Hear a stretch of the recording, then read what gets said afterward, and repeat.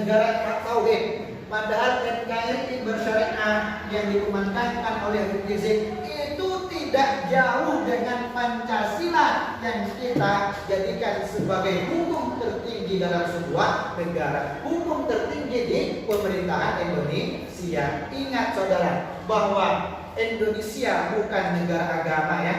Indonesia tidak menganut agama tertentu untuk menjadikan hukum agama tertentu tersebut sebagai landasan hukum dalam negara Indonesia. Bukan negara agama. Indonesia dikenal dengan religious state nation, yang negara yang melindungi terhadap agama yang ada. Ada 6 agama yang dilindungi di Indonesia ya. Makanya apa yang disebutkan oleh Habib Rizik itu tidak jauh dengan apa yang ada di dalam Pancasila. Salah satunya misalkan bahwa NKRI bersyariah adalah yang beragama, bukan NKRI yang tidak beragama. Itu sudah sesuai dengan nilai atau sila yang ada di dalam Pancasila. Ketuhanan yang Maha Esa. Ketuhanan yang Maha Esa artinya negara Indonesia melindungi pemeluk agama yang ada di Indonesia untuk menjalankan keyakinan agamanya masing-masing. Itu dilindungi ya. Apakah ada hari ini di negara kita itu ketika ada agama tertentu yang beribadah itu dihalangi oleh pemerintah? Tidak ada ya, karena mereka dilindungi. Itu kan sama dengan Pancasila. Kemudian yang kedua, NKRI bersyariah adalah NKRI yang berketuhanan yang Maha Esa. Itu adalah sila pertama dalam Pancasila.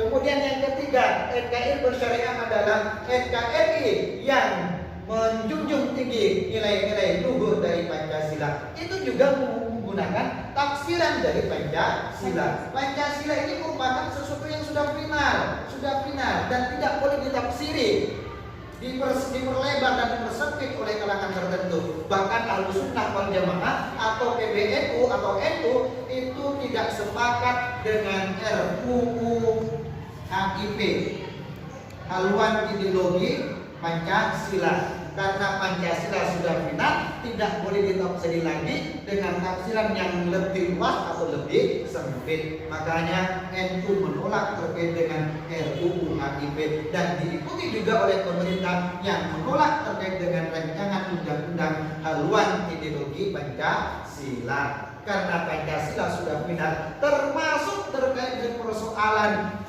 NKRI bersyariah. Karena kata-kata syariah itu kan hanya ada di dalam Islam ya. Nah kalau misalkan nanti menggunakan istilah NKRI bersyariah, kan seolah-olah negara itu adalah negara Islam. Padahal Indonesia itu adalah bukan negara agama.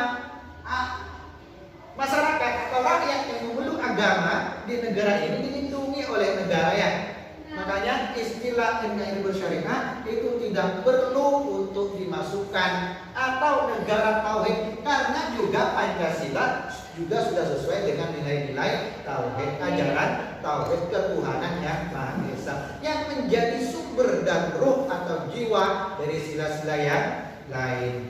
Jadi sudah sesuai dengan syariat ini Pancasila ini. Tidak boleh ada embel-embel NKRI bersyariah atau tidak ada embel-embel negara tauhid, karena negara ini sudah sesuai dengan istilah, dengan nilai-nilai tauhid.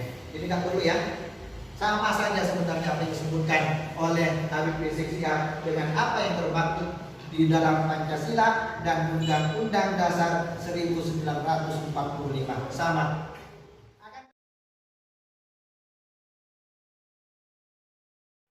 Akan tetapi Habib Rizik itu juga mempersoalkan terkait dengan 4 pilar kebangsaannya. Habib Rizik itu mempersoalkan tentang 4 pilar kebangsaan. 4 pilar kebangsaan itu kan Pancasila, Undang-Undang Dasar 1945, kemudian NKRI, kemudian Bhinneka Tunggal. Ini yang dipersoalkan oleh Habib Rizik.